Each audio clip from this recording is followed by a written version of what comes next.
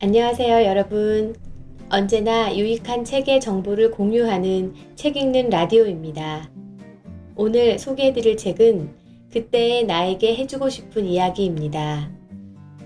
투에고 지음, 출판사는 한국경제신문입니다. 두 개의 자아는 상처받은 자아와 치유하는 자아의 이중주를 뜻한다고 합니다. 이 책은 내가 나를 찾기 위해 고민한 흔적이라고 표현합니다.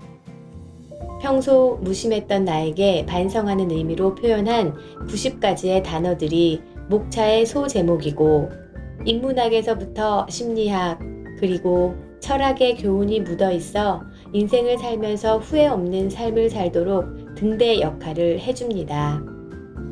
후회는 되지만 여러 가지 변명으로 다시 행하지 못한 내 자신을 후회하는 것만큼 후회되는 일도 없을 것입니다. 이 영상을 통해 삶의 진정한 위로와 후회 없는 삶을 사는데 도움이 됐으면 하는 바람입니다. 그럼 책의 일부를 낭독해 드리겠습니다. 항상 행복하세요. 겸손. 허세는 적이 공격할 허점을 만들 뿐이고 겸손은 방패가 되어 나를 보호해준다. 화려했던 지난 날을 자랑거리 삼아 주저리 늘어놓는 사람들이 있다. 그런 대화는 하는 사람 입장에서는 재미있을지 모르지만 잠자코 들어야 하는 사람 입장에서는 그다지 유쾌하지 않다. 빈 수레가 요란하다는 말이 틀리지 않다는 생각도 슬그머니 고개를 든다. 자신감이나 기쁨을 표현하는 것도 자기애의 일부지만 너무 자주 과장되게 표현하다 보면 다른 사람의 반발심을 살 수도 있다. 훗날 그 말들이 독이 되어 화자에게 돌아올지도 모른다. 독일에는 타인의 불행에서 순수한 기쁨을 느낀다는 속담이 있다. 속담이 가리키는 심리를 손해와 고통의 합성어인 샤덴프로이데라고 한다. 온라인 공간에서 심심치 않게 보이는 유명인을 향한 시기와 질투의 배경에도 이 단어로 표현되는 마음이 있을 것이다. 우리의 일상도 별반 다르지 않다. 당사자 앞에서는 위로해주는 척 하면서도 돌아서면 그럴 줄 알았다며 쑥덕거리는 일이 얼마나 비일비재하던가. 타인의 이율배반적인 감정들로부터 자신을 보호할 수 있는 유일한 무기가 있다면 그건 바로 겸손이다.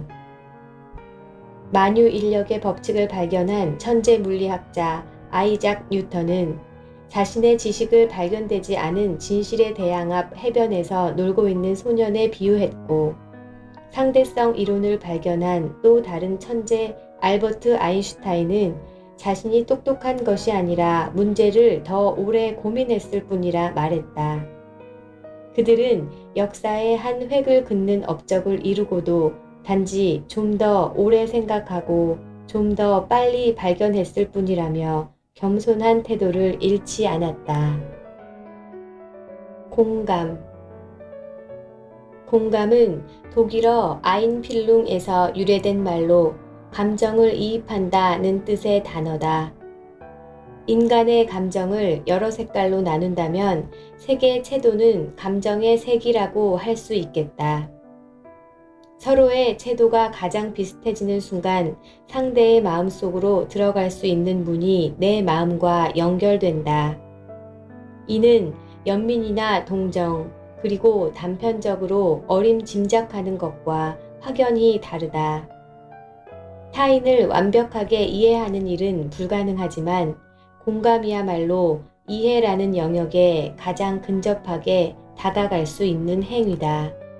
가끔 가까이 있는 사람보다 내 감정과 코드가 맞는 영화 한 편이나 책 한 권, 익숙한 멜로디 한마디에 더 깊이 이입되어 빠져들 때가 있다. 일면식도 없는 예술가의 작품에 이미 유명을 달리한 몇백 년 전 철학자의 말에 공감과 위로를 느낄 때면 기분이 묘하다.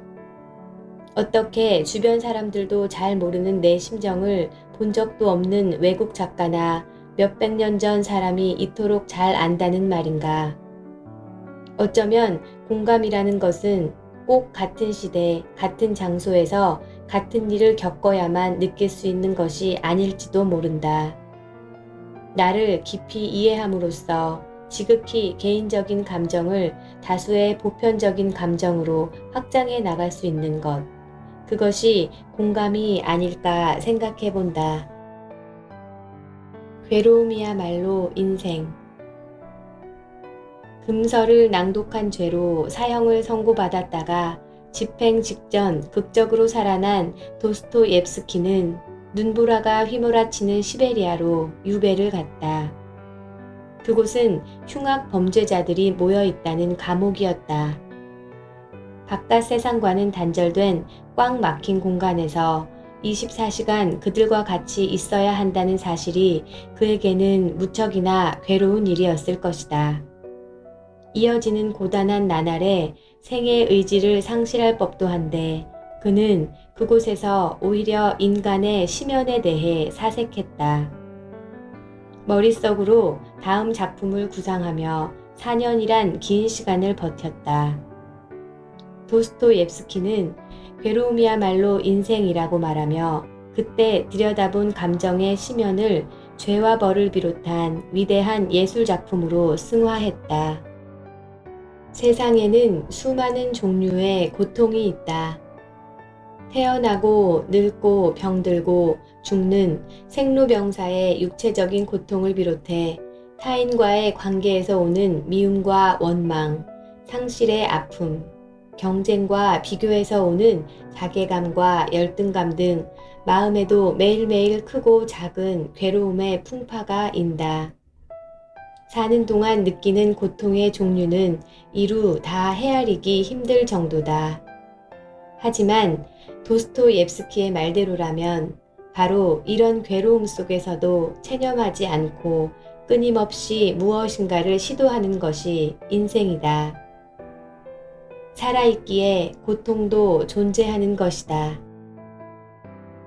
권태로움. 새로운 것에도 언젠가는 익숙해지기 마련이다. 익숙함은 단조로운 일상을 부른다. 그리고 그와 함께 권태가 찾아온다. 달리 말하면 현재의 상태가 신경 쓰이는 것 없이 평안하다는 뜻이기도 하지만 공연스레 시간만 허비하고 있는 것은 아닐까 두려운 생각도 든다. 늘 그렇듯 이런 불안은 어떤 강박에서부터 시작되어 스스로를 조급하게 만든다. 권태로움은 언제나 삶의 곁을 맴도는 바람과 같다.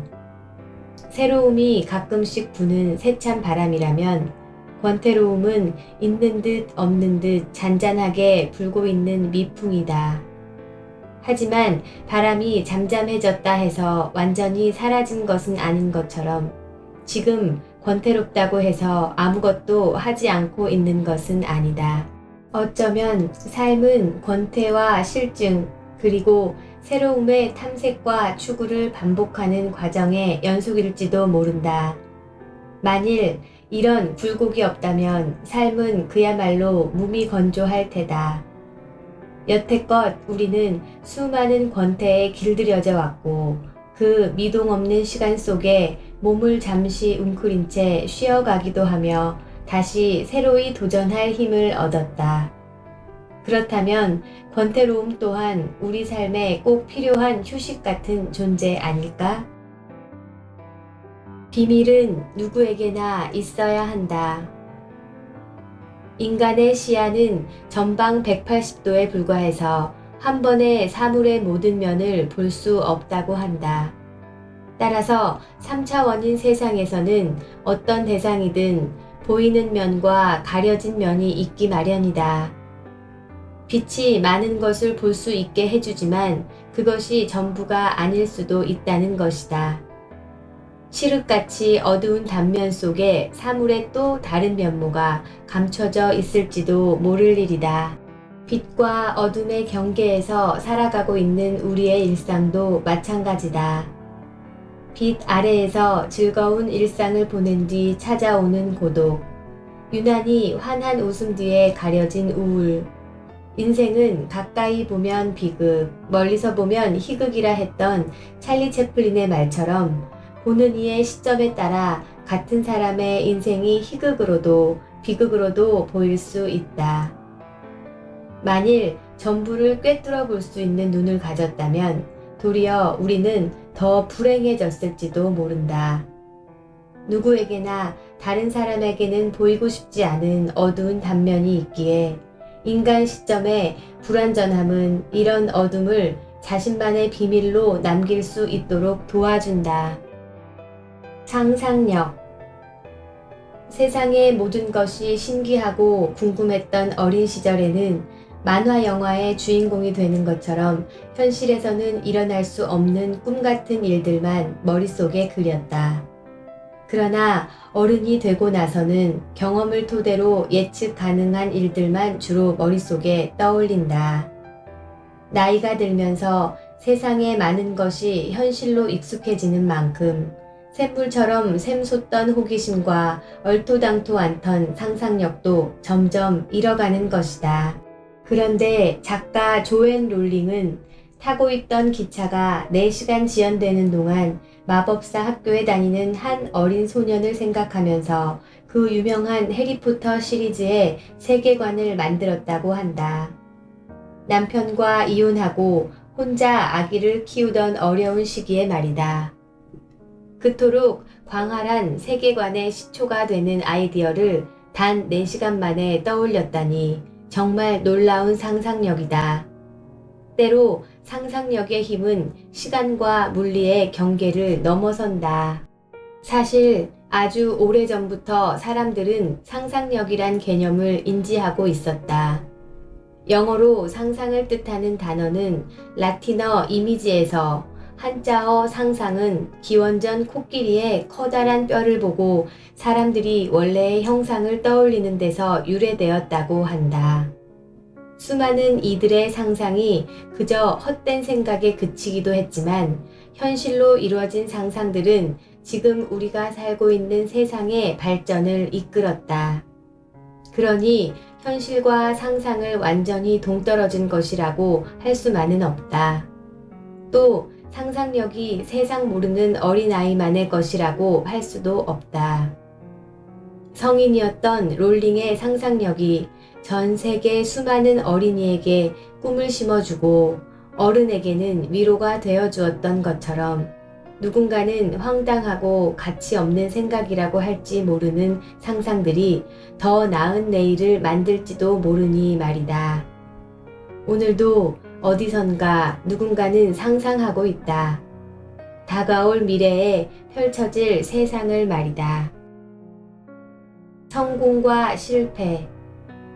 얼마 전 온라인 뉴스 기사를 보다가 결론에서 멈칫했다. 유망주인 한 스포츠 선수가 생애 처음으로 출전한 세계대회에서 간발의 차로 입상에 실패했다는 기사였다.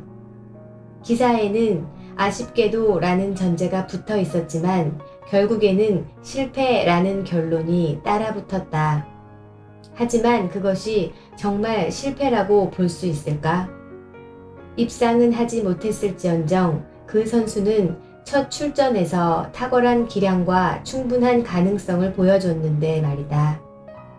실패와 성공이라는 것은 누가 결정하는 것일까? 오늘도 수많은 사람이 성공을 갈구한다. 그럼에도 성공과 실패에는 명확한 기준이 없다. 그 때문에 1등을 하거나 세상이 정해놓은 기준 안에 들지 않으면 실패했다고 쉽게 말한다. 하지만 걷지도 못하는데 뛸 수 있는 사람은 없듯이 성공이라는 목적지에 도달하기까지는 크고 작은 실패의 과정이 존재한다. 2010년 밴쿠버 동계올림픽 피겨스케이팅 여자 싱글 부문 금메달리스트인 김연아 선수도 점프의 교과서라는 말을 듣기까지 빙판 위에서 무수히 넘어지는 시간을 보냈다. 그렇게 우리는 누구나 나름의 작은 성공과 실패를 반복하며 살아간다. 1등이라는 스포트라이트에 가려진 작은 성공과 실패야말로 성공의 실체인지도 모른다. 그런데 우리는 성공하는 법을 배우고 싶다고 말하면서도 이 과정은 외면한 채 1등이라는 목표만 보고 있는 듯하다. 무엇보다 성공의 기준은 내가 되어야지 타인을 잣대로 삼으면 안 된다. 타인을 잣대로 한 성공은 어떻게든 경쟁에서 이겨야 하니 뒤처지는 순간부터 삶이 고달파질 수밖에 없다. 비교에서 오는 우월감이 아니라 진정으로 내 마음에서 우러나오는 성취감이 진짜 성공이다. 성공은 쟁취해야 하는 트로피가 아니라 부단히 노력하도록 목적지를 가리켜주는 일종의 이정표인 셈이다. 습관. 아리스토텔레스는 말했다. 어떤 인간의 탁월함은 그가 보여주는 일회적인 천재성에 있는 것이 아니라 그가 천재성을 발휘하기까지의 과정, 즉 반복성에 있다고. 또 습여성성이라는 말도 있다. 습관이 쌓이다 보면 그 사람의 천성이 된다는 뜻이다. 3살 버릇이 80까지 간다는 속담처럼 인지능력이 생기는 아이 때 만들어진 버릇은 평생을 그림자처럼 따라다닌다. 약속 시간을 대수롭지 않게 여겨 매번 지각을 하거나 나태함이 몸에 배어 매사에 뜨뜻미지근한 태도를 보이는 사람들을 보면 그 사실을 실감할 수 있다. 모두 뼈를 깎는 노력을 하지 않고서는 고치기 힘든 습관들이다. 더구나 그런 나쁜 습관을 스스로 인지조차 못한다면 인생에서 매번 똑같은 문제로 곤란을 겪을 수밖에 없다. 의식했든 의식하지 못했든 지금껏 우리가 꾸준히 해왔던 어떤 행동에는 습관이 높은 비중을 차지한다. 듀크 대학교 연구진의 논문에 따르면 우리의 행동 중 40%는 의사결정이 아니라 습관의 결과라고 한다. 따라서 자신을 더 나은 방향으로 변화시키기 위해서는 지금부터라도 나쁜 습관을 하나하나 바꿔나가야 한다. 이미 오랜 세월 반복되어 천성이 되어버린 습관을 바꾸기 힘든 건 누구나 마찬가지다. 하지만 반대로 말하자면 작은 것이라도 매일 반복하면 바꾸지 못할 것이 없다는 뜻이기도 하다. 나라는 사람과 인생, 운명까지도 습관은 때에 따라서는 한 사람이 쌓아온 인격을 보여주는 단면이 되기도 하지만 또 어떤 때는 그 사람의 운명을 바꾸는 수단이 될 수도 있는 것이다. 오늘부터 나쁜 습관을 버린다면 미래의 나는 분명 다른 내가 될 수 있다. 억다. 약속은 우리의 영혼을 얽는 행위다. 우리는 약속할 때 흔히 각자의 새끼손가락 2개를 구부려 얽듯이 엮는다. 이렇게 하면 정신이나 영혼이 강하게 엮인다는 설에서 비롯된 행동이라고 한다. 단순한 제스처지만 무거운 의미가 담긴 셈이다. 가만 생각해보면 우리 삶은 약속의 연속이다. 결혼식 때는 서로의 마음을 서약으로 남기고 목표를 정하거나 무언가를 결심할 때도 나 자신과 약속을 한다. 물론 이런 약속들은 여러 사정으로 인해 다 지켜지지는 못한다. 오죽하면 나폴레옹도 약속을 지킬 수 있는 유일한 방법은 애초부터 하지 않는 것이라 했을까. 그렇기에 누군가 사소한 약속이라도 소중하게 여기고 지키려고 노력하는 모습을 보면 그 사람 자체를 신뢰하게 되는 것 같다. 약속을 할 때 꼭 손가락을 걸지 않더라도 그 행위에 담긴 의미는 한 번씩 되새겨보면 어떨까? 약속이 상대의 마음과 내 마음을 엮는 것이라고 생각하면 약속을 좀 더 소중히 여기게 될 것이다. 적당한 거리. 독일 철학자 아르투어 쇼펜하우어의 고슴도치 딜레마는 고슴도치들이 추위를 피하기 위해 너무 가까워지면 서로의 침에 찔리게 되고, 그렇다고 너무 멀어지면 다시 추워지는 딜레마에 빠지는 데서 유래한 용어다. 가까이 다가가자니 다칠 것 같아 두렵고, 멀어지자니 외로움을 느끼게 되는 현대인의 인간관계를 비유한다. 그만큼 정서적으로 적당히 친밀한 거리를 유지하는 것이 쉽지 않다는 뜻이다. 심지어 겉으로 보이는 고슴도치의 가시와 달리 우리 마음속 가시의 길이는 제각기 다르고 눈에 잘 보이지도 않는다. 그러다 보니 용기를 내 조심스럽게 다가가 봐도 뾰족한 가시에 찔려 상처 입는 경우가 다반사다. 이때 느낀 아픔의 크기만큼 타인에 대한 방어 기제도 커지게 된다. 도대체 사람과 사람 사이의 적정 거리는 얼마일까?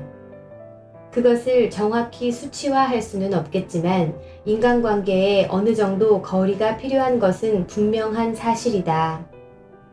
길가의 나무들만 봐도 서로의 성장을 방해하지 않도록 가지치기를 해줌으로써 적당한 간격을 유지한다. 그런 모습을 보며 가끔 우리는 너무 바싹부터 작은 감정까지 모두 나누려 하기 때문에 서로를 지치게 만드는 것은 아닐까 생각한다. 친밀함. 태어나서 한 번도 사자를 본 적이 없었던 여우는 숲에서 우연히 사자를 마주치고 죽음의 공포를 느끼며 얼어붙었다. 다시 사자를 만났을 때 여우는 여전히 놀라기는 했지만 처음보다는 나아졌다. 세 번째로 만났을 때는 담력이 커진 것인지 사자와 편하게 안부까지 나눴다. 이솝우화에 나오는 사자와 여우 이야기다. 어떤 대상이든 계속 보게 되면 그 사이를 가로막던 경계가 조금씩 누그러진다는 교훈을 담고 있다. 심리학에서는 처음에는 비호감이었지만 자주 보게 되면서 차츰 호감으로 변하는 현상을 에펠탑 효과라고 한다. 19세기 말 프랑스 혁명 100주년을 기념하기 위해 320m짜리 철탑 건립 계획이 발표되었을 때 당시 파리의 예술가들과 시민들은 흉물이 생긴다며 비난했다. 그러나 기념탑이 완공되는 과정을 매일 지켜보던 시민들의 생각이 조금씩 바뀌기 시작했다. 자신도 모르는 사이 탑의 모습에 친숙해진 것이다. 이 탑이 바로 오늘날의 에펠탑이다. 에펠탑은 시간이 흐르면서 명실상부 파리를 대표하는 명소로 자리 잡았다. 사람의 첫인상도 같은 맥락이다. 첫인상은 겉으로 보이는 상대의 모습을 주관적으로 해석한 것이다. 물론 어느 정도 맞는 부분도 있겠지만 막상 그 사람과 친해지고 나면 생각했던 것과는 다른 경우가 많다. 그 사람이 어떤 사람인지는 시간을 두고 만나봐야 알 수 있다. 서로가 조금씩 친밀해진다는 것은 편견이라는 허물을 벗겨가는 과정인 셈이다. 후회. 어떤 책에서 이런 이야기를 본 적이 있다. 삶이 얼마 남지 않은 사람들에게 가장 후회되는 것이 무엇인지 물으면 많은 이들이 나중으로 미룬 것이라는 답을 한다고. 사람마다 미뤄왔던 일은 모두 다를 것이다. 다만 이건 나중에 시간 날 때 당장 급한 건 이게 아니잖아 라며 미룬 것이 사실은 인생에서 정말 중요한 것이었고 그 대신 선택한 일들이 그다지 중요하지 않은 것들이었음을 깨달은 것이다. 그 때문에 인생의 많은 것들을 놓치며 살아왔노라고 말이다. 시간은 누구에게나 한정되어 있다. 그래서 우리는 선택하기에 앞서 저울을 꺼내 기회비용을 따진 다음 후회의 무게가 더 적은 쪽을 택한다. 하지만 효율에만 얽매이다 보면 시작하기도 전에 후회하지 않아야 한다는 강박에 휩싸인다. 그러다 종종 엉뚱한 선택을 하기도 한다. 정말 해보고 싶은 것이 있는데 성공할 확률보다 실패할 확률이 더 높다면 어떻게 해야 할까? 이것은 지금보다 더 어린 시절의 내가 지금의 나에게 묻고 싶은 질문이었다. 그때 고심 끝에 내린 답은 해보고 후회하자였다. 해보고 싶은 일을 하면서 사는 것과 해보고 싶은 일을 하지 않으면서 사는 것 모두 시간은 공평하게 흘러간다. 그렇다면 이왕이면 뭐든 해보는 쪽을 선택하는 것이 낫지 않을까? 나중에 더 크게 후회가 되는 것은 한 것보다는 하지 않은 것이라는 말을 떠올리며 수많은 작은 후회들을 즐길 준비를 하면서 말이다.